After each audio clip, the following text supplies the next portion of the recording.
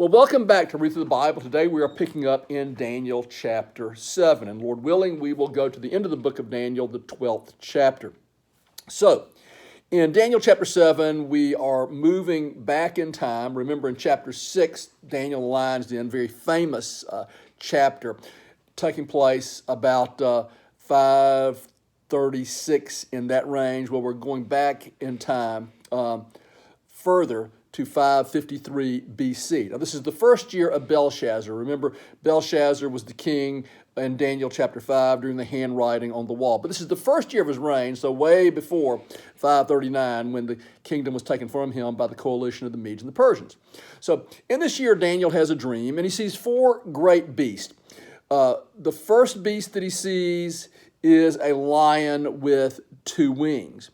And then he sees a bear raised up on one side with three ribs in his mouth. Then he sees a leopard with four wings, and then he sees a fourth beast, terrible, great iron teeth, and then he has 10 horns that come up, and then another horn comes up and pulls up three of those horns, and this little horn has eyes, and he's bragging and making a great boast. And Daniel in verse 9 of chapter 7 will say, I kept looking until I saw throne set up, and the Ancient of Days took his seat. And there were a number of angels.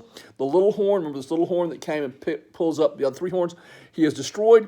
And then the Son of Man comes before the Ancient of Days, and dominion is given him, an everlasting dominion. Kind of reminds us of Revelation chapter 4 and 5. So in verses 15 and following, Daniel is told the interpretation of the dream. The four beasts he's told in 17 represent the winged lion, Babylon, the bear that's raised up on one side, the Medo-Persian Empire. The leopard with the four wings, it represents the Grecian Empire, especially under Alexander the Great. The terrible beast represents the Roman Empire. But when the terrible beast has the 10 horns and the little horn coming, Daniel said he wanted to understand that. Now, also, Daniel is told this, that when he saw the Ancient of Days come, the little horn defeated, and the Son of Man coming and gaining a dominion, which is an everlasting dominion, that would represent Christ's eternal kingdom. So Daniel wants to know about this fourth beast again, different from all other kingdoms, devouring the whole world. The 10 horns and the little horn that comes up that takes three of those horns and plucks them represents the final empire, and the little horn represents the final world leader, which is the Antichrist. And, that he will be defeated and killed. Jesus Christ will reign forever and ever, going back to the Ancient of Days and giving dominion to the Son of Man, Jesus Christ.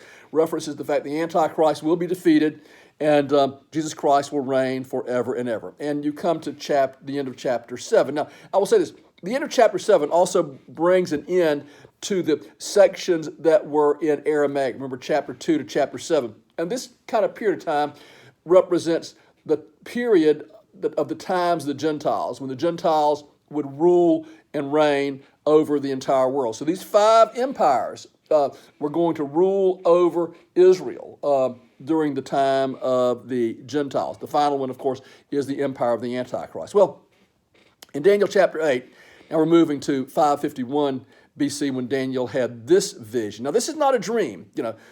Some of these visions up to this point have been dreams that either he interprets or he himself has and interprets, Daniel.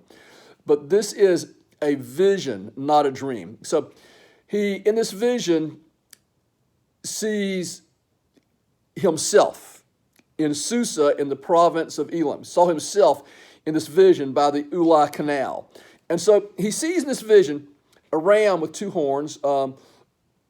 One horn comes up later. The larger horn comes up later. And this ram, of course, is very important, and it's going to represent Medo-Persia. So anyway, and he sees this ram moving towards the west and towards the south, and nothing could stop him. And then in verse 5 of chapter 8, he sees a great goat coming from the west, moving very fast, so fast that it's kind of flying across the land, if you will.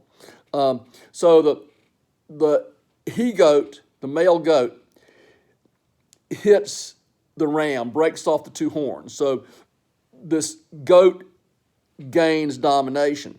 Well, the male goat is very proud, great single horn, large horn this goat has. But very quickly, the horn of this goat is broken off, and four smaller horns come up and replace it. And out of the four horns comes a small horn, kind of reminds us of the little horn, okay, going back to that interpretation of the Antichrist. So this little horn comes up, and it removes the regular sacrifice, it disrupts sacrifice in the temple for 2,300 days. And so in verse 15 and following, Gabriel comes to help Daniel understand the dream and the interpretation. Now again, dream in terms of a vision. This is not a dream at night, so I want to clarify that again. So Gabriel comes to help him understand. He said, "Son of man, understand that this pertains to the end." The ram, again, is going to represent Persia. The goat, Greece, as Alexander the Great will defeat the Persians. Obviously, this is what this is referencing to. Okay, the four horns that come up, and the fact that the big horn of the goat is broken off represents the fact that Alexander will die at an early age. Remember, he dies at 33. Well, he doesn't have any descendants, so his empire is parceled up to his four leading generals. Okay? And so he goes on to give the fulfillment of this, in that the small horn that grew up has a near and far fulfillment. The near fulfillment represents a man named Antiochus Epiphanes who is going to desecrate the temple during the intertestamental period. But he is the forerunner, and the far fulfillment prophecy represents the Antichrist himself. So kind of remember that. It's important. We'll talk about that in some of the chapters to follow. And so the Antichrist will even oppose Jesus Christ, the Prince of Princes, and he says it pertains to many days in the future. Clearly, during the tribulation, that part of it will take place. So, that brings us to the end of chapter 8. A lot of unanswered questions here, but we're going to talk about these more, especially in chapter 11. Some of those questions are going to be answered. So, anyway, we're coming to chapter 9 now. Okay, now we're in 539 BC, the first year of Darius, the first year that the Medo-Persian Empire takes over. Okay, so Daniel's been reading in Jeremiah chapter 25, verse 11, that the Babylonian captivity was going to last 70 years. And you're almost at the end of this period of time. So he begins to pray, God, what's going to happen? 70 years are determined on our people. So he begins to pray fervently. In verse 11 of chapter 9, he says, the curse has been poured out on us. Remember, it had been prophesied back in the book of Deuteronomy by Moses in the law that if they ever violated God's law, God would send nations and they would come against them and destroy them and put siege works against them. It describes almost verbatim the destruction of Jerusalem because they disobeyed God's law. Daniel said it happened as you said. So Daniel goes this fervent prayer of repentance and begins to pray. Well, you come down into verse 20 and following of chapter 9. Gabriel sent to Daniel to give him instruction and understanding. He said, 70 weeks have been determined upon your people. Now, these weeks are weeks of years, 70 weeks of years. 70 times 7 equals 490. So he's talking about a 490-year period, okay? And he said this in verse 24. 70 years have been determined on your people to finish the transgression, to make an end of sin, to make atonement for iniquity, to bring in everlasting righteousness, to finish the vision, to finish the prophecy, and anoint the most holy place. Now, it's interesting he's talking about two things here.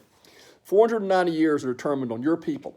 Now, from the decree to rebuild and to restore Jerusalem, given in Nehemiah chapter 2, until the coming of Jesus Christ to Jerusalem on Palm Sunday, was 483 of those years. And that's precisely, read this text, we don't have time to go, that's precisely fulfilled, that Jesus comes into Jerusalem on Palm Sunday to the day. One of the greatest prophecies found in the Bible. So Jesus comes, and when he dies on the cross, he fulfills those first three of those 6 promises that Daniel was told by Gabriel. He puts an end to sin, makes atonement for iniquity, finishes the transgression. But the last half of those have not yet been fulfilled. To bring in everlasting righteousness, to finish all the prophecy, and to anoint the most holy place. So that waits a period of time. So you have this gap between the 69 weeks, the 483 years, and the 70th week, the last 7 years. And that will happen when Jesus Christ comes back. The Antichrist will be defeated. The Bible says here in these passages in 24:4 through 27, that the Antichrist will come, the city will be desecrated, but the prince that is to come will put an end to it, and the Antichrist will be defeated. A lot there we didn't have time to go into. Now in Daniel chapter 10, from 536 BC, this is when this one takes place. Okay, in Daniel chapter 10, he sees this terrifying vision, okay? And there are people with him, but they don't see the vision. And he is by the Tigris River, okay? He's been praying and fasting for 21 days. And finally, Gabriel comes to him. And he says, okay, from the first day that you begin to pray, I heard you, but the prince of Persia withstood me, and the prince of Greece is coming. What does that mean? It talks about the fact that behind the power, the great world powers, behind the power of Persia and behind the power of Greece, there are these demonic forces. And he said, I was withstood for 21 days by the prince of Persia, but Michael came to help me, and Michael fought against these demonic forces, and I've come to give you understanding. So kind of an incredible passage, a lot there again. So let's move into Daniel chapter 11. Man, we're having to move through this fast. In Daniel chapter 11, it kind of continues with the vision that started in Daniel chapter 10, okay, of this man standing over the waters, the Tigris River, who probably represents Christ, and this angel giving these instructions to Daniel. And it talks, continuing in chapter 11, with this angel, Gabriel, and Michael talking about working. And then you get this long section that talks about after the Persian Empire, the Medo-Persian Empire is defeated by Alexander the Great. Okay. Then the Greeks will come in. Alexander will die. His 4 generals will take the land. And it goes in this long section about all that happens for all this period of time as they battle back and forth over the Holy Land, okay? And then when you get to verses 21 through 35, it describes the rise of a Syrian leader. Now, these 2 generals, one represents Egypt, the Ptolemies, the other Syria. These are 2 of the 4 generals. One gets the area of Syria, the Seleucids, the other, the area of Egypt. And they're fighting back and forth over this time. There's even probably a reference to Cleopatra in here during this time. So all these things, the affairs of man are being guided by these forces, spiritual wickedness in the heavenly places, but God has his angels too. So there's this fight going on back and forth. And finally, the Bible is going to describe this man called Antiochus Epiphanes. Remember the kind of this we alluded to earlier. Antiochus Epiphanes is a forerunner of the Antichrist. He's a picture, a type of the Antichrist. Okay, he's going to fight with Egypt, and he's going to go back and forth with them, but he's going to really attack Israel, and he's going to desecrate the temple. He's going to sacrifice a pig on the altar. He's going to outlaw circumcision. He's going to set up a statue of Zeus in the temple. He's going to kill tens of thousands of Jews, and the Jews called this the abomination of desolation. And so you have this fulfillment here. Well, in verse 35, it kind of jumps forward to not talking about Antiochus Epiphanes, the forerunner of the Antichrist, but the Antichrist himself, okay? And so it gives this description of the coming Antichrist, his rise to power, how he will come in, but how he will finally, ultimately be defeated at Christ's second coming. Wow, a lot there. And then in Daniel chapter 12, the last chapter in the book of Daniel, okay? Daniel had all these visions. Read it. There's a lot there I wasn't able to get into. But Daniel describes that Michael will kind of be appointed as a guardian of the nation of Israel. And then it goes on to describe the tribulation. Israel will go through the worst time there has ever been. But then kind of it shifts gears here and says, Daniel, your time is kind of up. And those that do righteously will be rewarded. Those that don't will be raised. And then it gives us this tremendous prophecy when it says that at the time of the end, man will go back and forth and knowledge will increase. So there's going to be explosion of knowledge at the time of the very end. But there's also going to be this greater revelation. We'll have greater understanding, for example, of the book of Revelation. So Daniel is told, go your way. You've come as far as you can. And so the events are sealed up. Enter into your rest, and you will rise at the end of the age for your reward. Wow. Didn't Daniel see a lot? May God bless the reading of his word.